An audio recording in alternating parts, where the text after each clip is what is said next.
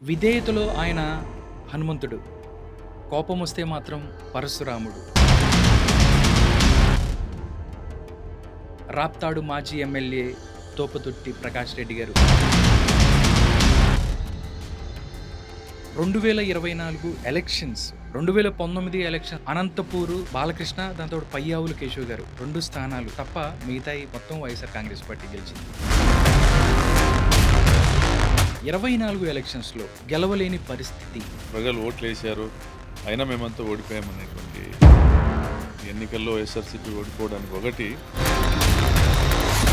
చంద్రబాబు నాయుడు గారు ప్రజాస్వామ్యాన్ని ప్రజల్ని మోస్తారు. ఈవీఎంల ద్వారా రాహుల్ గాంధీ గారు సపోర్ట్ చేస్తే వైఎస్ఆర్సీపీకి ఏదైనా నష్టం జరుగుతుందని రాహుల్ గాంధీ గారు, రేవంత్ రెడ్డి, చంద్రబాబు నాయుడు హాట్ లైన్లో ఉన్నారని చెప్పి కూడా జగన్మోహన్ రెడ్డి గారు మాట్లాడారు. అన్నారు కదా జగన్ గారు.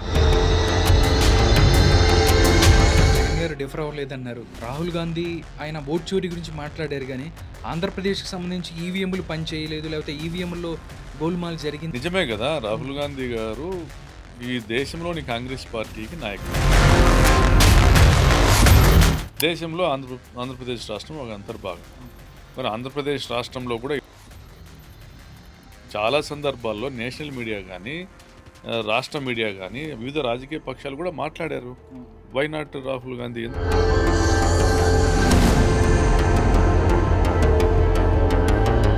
ప్రత్యేకమైనటువంటి వాతావరణం ఏమైనా ఉందా రాహుల్ గాంధీ గారికి? వేరే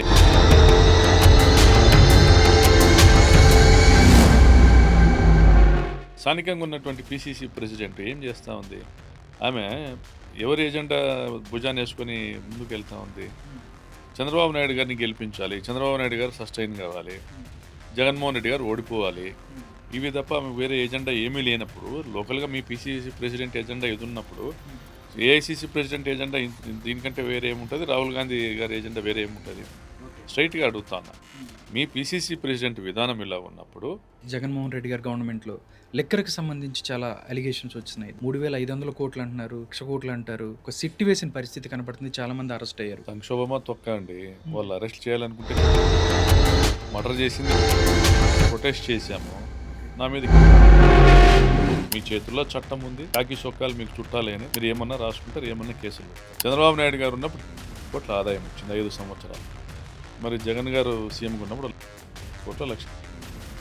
టీడీపీ కానీ, టీడీపీ అనుకూల మీడియా కానీ చెప్తుంది జగన్మోహన్ రెడ్డి అరెస్ట్ కాబోతున్నాడు. ప్రభుత్వం నిజంగా చిత్తశుద్ధి ఉంటే, సిగ్గు ఉంటే, వీళ్ళు చెప్పే దాంట్లో నిజం ఉంటే, అంతకుముందు జగన్ గారి ప్రభుత్వాన్ని విమర్శ చేశారు. ఇప్పుడు ఎవరు మాట్లాడేవాళ్ళు లేరు, మీడియా చూపించేది లేదు. ఏబిఎన్, TV5, ఈటీవీ, ఈ ఛానల్స్ అన్నీ కూడా. కెమెరామెన్ గంగతో రాంబాబు అని ఒక సినిమా చూశాను. నాయుడు ముఖ్యమంత్రి అయితే ఏం చెప్పాలి, నాయుడు చనిపోతే ఏం చెప్పాలి, ముందుగానే అన్ని ప్రిపేర్ చేసి పెట్టుకున్నారు. ఏదైనా ప్రభుత్వానికి నష్టం జరిగేది ఒక విషయం ప్రచారం లేకొస్తే దాన్ని ఎలా బైపాస్ చేయాలి, దాన్ని ఎలా తిప్పి వైఎస్ఆర్ పార్టీకి అన్ని ప్రిపేర్డ్గా మాట్లాడేది.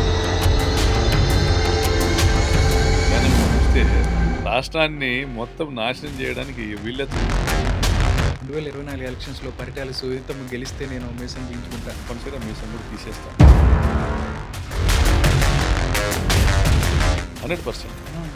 నేను నా మాట మీద నేను నిలబడాలి కూడా. తప్పనిసరిగా ఒక టైం నేను ప్రభుత్వానికి రోజు మీసం తీసేసుకొని